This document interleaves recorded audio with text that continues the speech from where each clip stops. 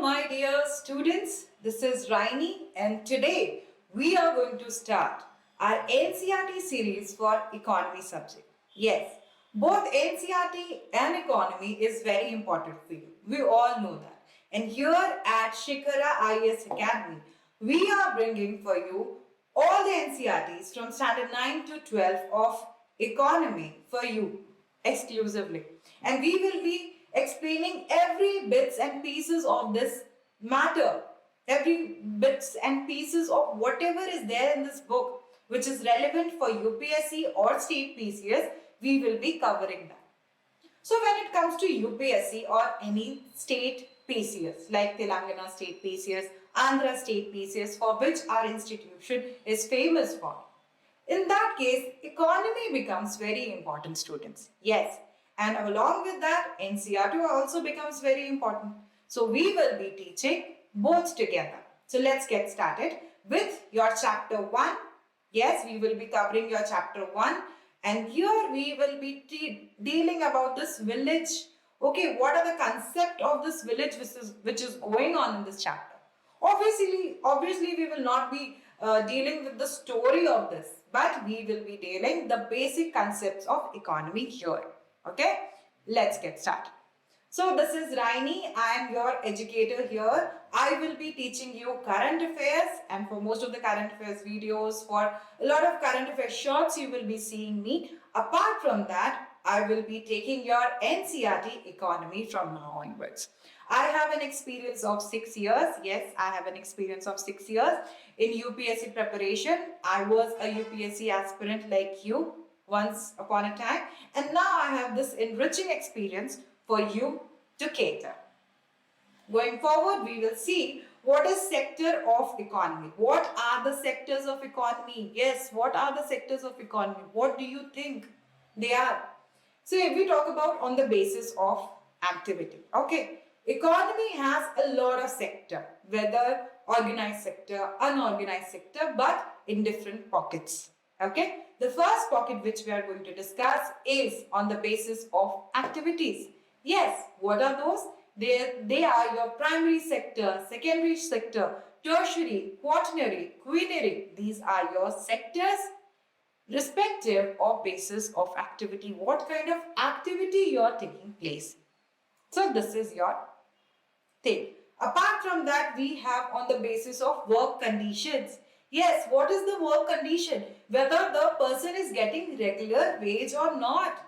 Then on the basis of that, we have organized sector, we have unorganized sector. We will be dealing on all these topics in details. Then we comes on the basis of asset ownership. Yes, the asset belongs to whom? The asset goes to whom? That comes here, and we will be talking about public sector and private sector. Yes, does this asset belong to the public, to everyone, or this is a private entity? We will be discussing it. Okay, let's get forward. Now let's talk about primary sector. Primary sector consists of agriculture and light sector, forestry, fishing, mining. All these things are in your primary sector. So let's get to the basics. If we want to explain someone what is primary sector, then you can say the raw materials. Yes, my dear students, the raw materials which we first take in and start the processing on, start the manufacturing on, that is your primary sector catering to. The primary sector, agriculture sector, in that they will be taking out the grains, they will be taking out the wheat, the flowers, the fruits.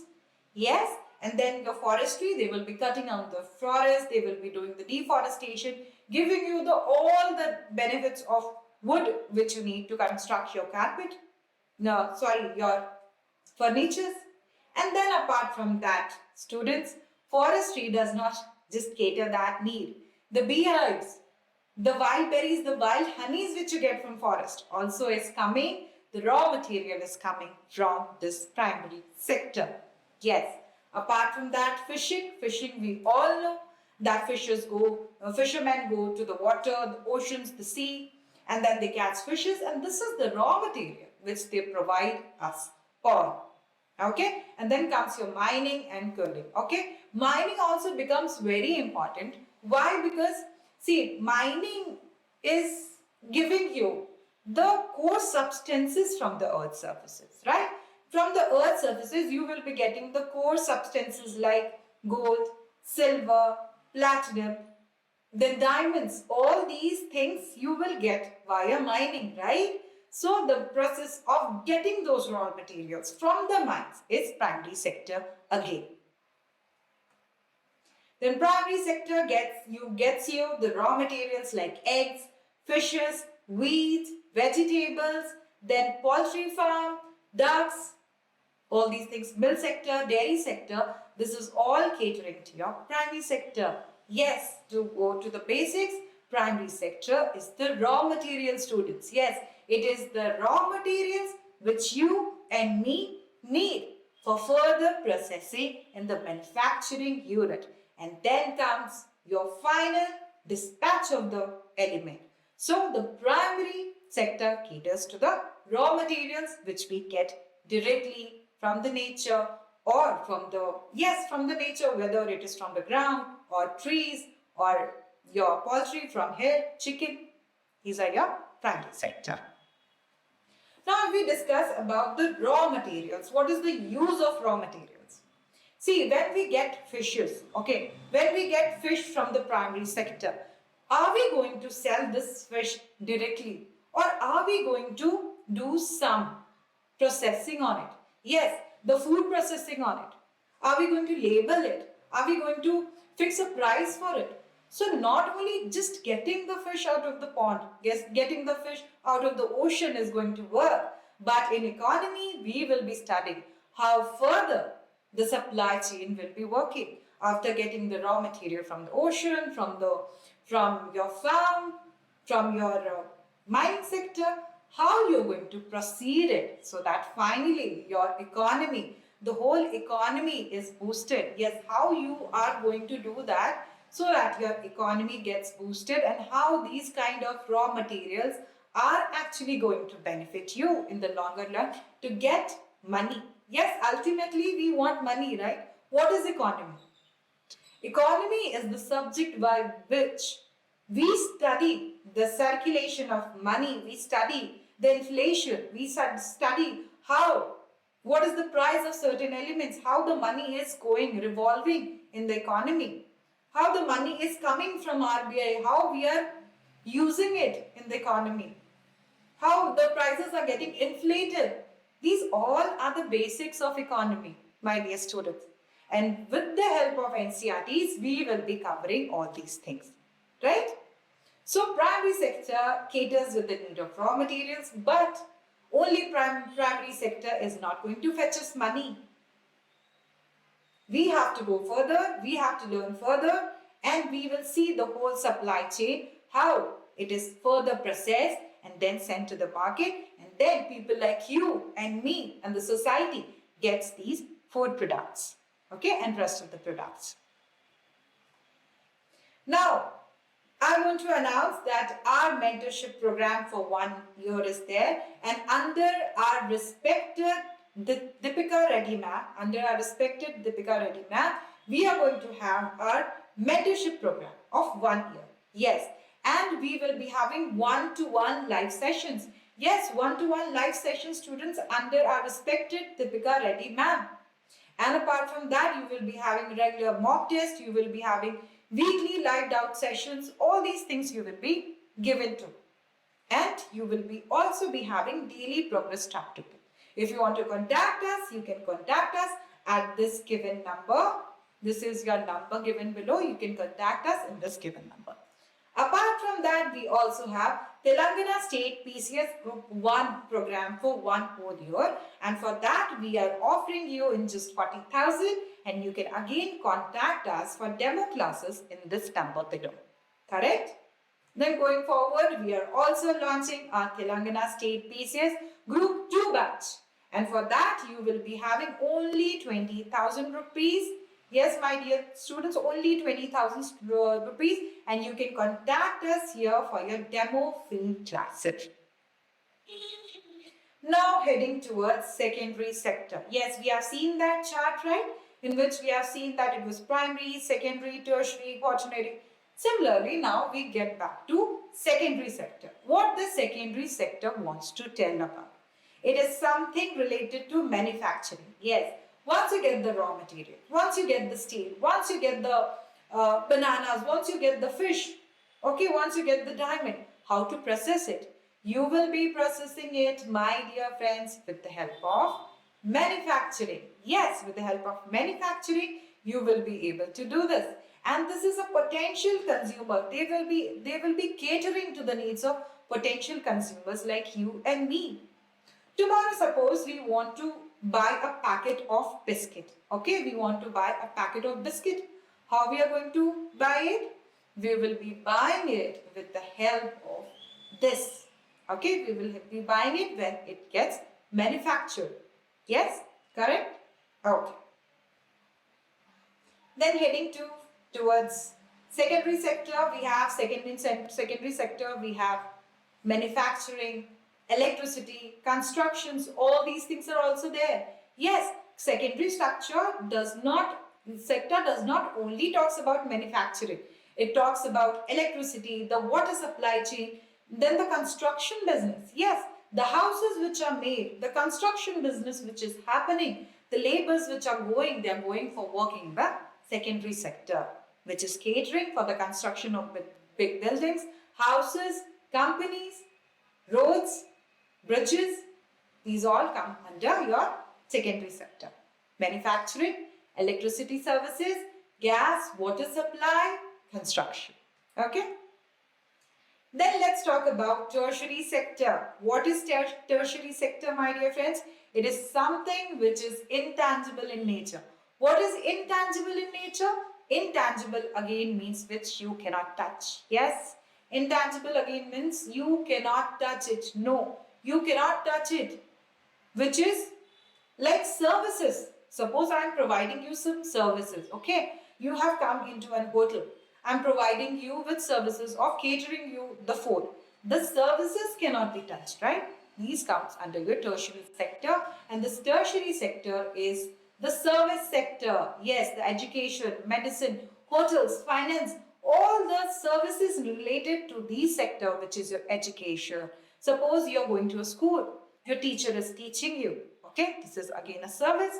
Then you're going for hospital, they are treating you. This is a service. Then you're going to hotel, then you're going for some finance work. Then they are giving you some advices. Then again it is your tertiary sector when services are being provided to you. Okay? See, these are the bifurcation what we are talking about. These are your trade, hotel, restaurants, then transport services, storage, communication, then finance and banking, real estate, business services, community, social, personal and other services. There are not only like services which are only for money. There are services for community services also.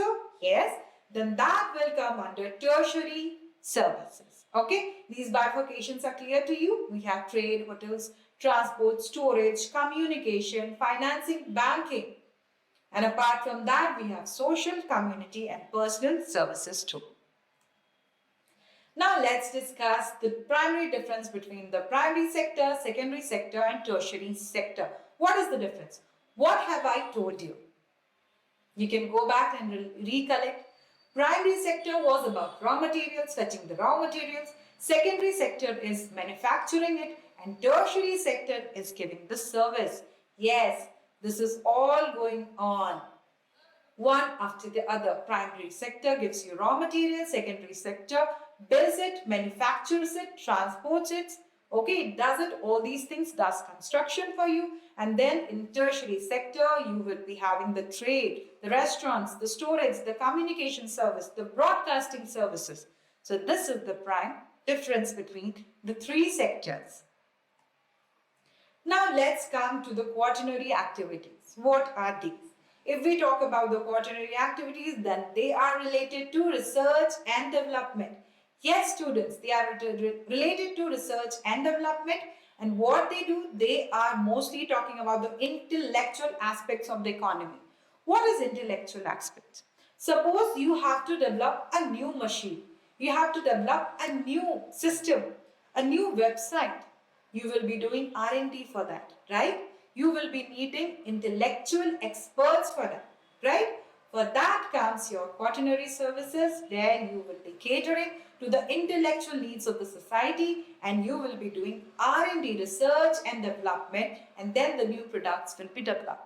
How the new products will be developed? The intellectual, the IT engineers we will be hiring. Okay, the electrical engineers we will be hiring. These engineers, these educated lots will be doing R&D, and then after R&D, they will be producing something new to the society, and then they will be contributing their intellectual aspect to the society. Okay? Now, if we talk about the bifurcation, then we will know that the IT sector, yes, information and communication sector, the consultancy sector, yes, the consultancy sector, R&D, media, libraries, university, college. Okay, if we talk about all these sectors where you will get, you can do the R&D, where you can get the information related to certain things, where you can talk about consultancy, like you want to talk about, you want to know about something. Okay, this is your company and you want to invest in that company. You are calling there, and then the consultant is picking up the call and they are telling you about the business. They're giving you advices that, sir, if you invest here, this will be done. If you invest there, that will be done. The intellectual insight which you will get after this service will be your R&D and will be your consultancy and majorly the information communication technology. Okay? Now comes your culinary activity. These are the top notch. Yes, they are your top notch people taking decisions for you and me, for the rest of the countries of the rest of the citizens of the country. Yes, they are the people who are heading the legislation. They are the people, they are the decision makers. Yes, and that's why I posted an IAS officer. Yes, you all are dreaming to become an IAS officer, right? You want to become an IAS officer and you want to serve for the country. Then you will be making a lot of decisions for the society. In that case, those administrative decisions will be taken by you, and you come in culinary activities, where government which passes legislation is one of the major domain. Government which passes legislation becomes major domain, and majorly the people who takes the decision, makes rules, are coming under that. Now, in this book, in 9th standard NCERT, first chapter, it also talks about the organization of production. Suppose you want to produce something. Okay, you want to produce something. You want to produce a packet of biscuit, or you want to produce Coca-Cola. For anything, for any kind of production, there are some requirements, basic requirements. My dear students, these requirements are your land, labor, physical capital and human capital. Yes, physical capital and human capital. Human capital is something when you invest in your labors, and then you will be having something called land. And in place of land, my dear students, it's not only land. Suppose you're making a website. You need permission to make that website. Okay. So these are the basic requirements which you need for heading out for something. Suppose you want to start a factory somewhere. So you need land for that. You need labor for that. You need physical capital putting in. And then you also need human capital putting in. So these are the basic requirements of factors of production. The organization which needs are these services. Okay. Now let's talk about what is the difference between organized sector and unorganized sector. Organized sector workers are having job security. Okay. And in unorganized sector, people don't have that much of job security. Organized sector means people generally working, people who are working in some organization. Okay, like there is an organization, there is a company. Suppose a teacher going to an institute, teacher going for a school, teaching to a school. This is your organized sector. But again, when it comes to unorganized sector, these are people who are selling fruits, who are selling your eatery items. They themselves are owner. Okay, they are not working under any organization or something. These are your unorganized sector people. They get daily wages or something. Suppose Manrega, if we talk about Manrega, they get daily wages, right? So this is unorganized sector. And then they don't even have their fixed hours. How they will have fixed hours? Because they are not working under any company, organization, government, university, right? So they are not having these factors. They are not having a lot of perks like fixed hours, fixed wages, then perks after for overtime you will be getting perks. So this is the difference between organized sector and unorganized sector. Now this book also talks about the yield. The first chapter also talks about the yield. What is yield? Many a times in UPSC you will get questions which discuss such kind of theory. Okay, what is it? Yield is measured as crop produced on a given piece of land during a single season. Yes, this is the technical definition of yield. Yes, the technical definition of yield says this, that measures the crop production on given piece of land during single season, whether it is Kharif or Rabi, whatever season it is, but the amount, the measured crops production in a given piece of land. Okay. Now let's talk about high yielding varieties of seeds. So Green Revolution in late 1960s it came, and Green Revolution taught us about the high yielding varieties of seeds. Yes, the wheat, the rye, and at that time from late 1960s, places like Punjab, Haryana, Uttar Pradesh, they have started growing this high yielding varieties of seeds. So this book also has given a glimpse of that in late 1960s, India has introduced through Green Revolution high yielding varieties of seeds. And they needed plenty of water, chemicals. They also needed a lot of fertilizers, chemicals for best results. And because of which we have lost also a lot of things. Yes, the degradation of land has started happening. Although we became self-sufficient when it comes to wheat or rice, no more hunger pranks were there. The situation of hunger also became very less. But the condition of chemical fertilizers and everything started having the impact on the environment and on the land. So this was the thing which happened after Green Revolution. And that's all for today. Hope I was clear with this, and we have tried to cover all the basics of this chapter 1 of NCERT Class 9. Hope you like this video. For more such, I will be maintaining this series with you all. I will be teaching you all the NCERTs of economics from standard 9 to 12. So please subscribe to our channel, that is Shikara Academy, and please contact us in this given number. Okay, you can contact us in this given number for inquiries for admissions. Until then, stay tuned with us. For any queries, you can comment. You can comment us for this subject which I have taught you, the topic which I have taught you, you can comment. That's all for now. Thank you. Stay tuned with us.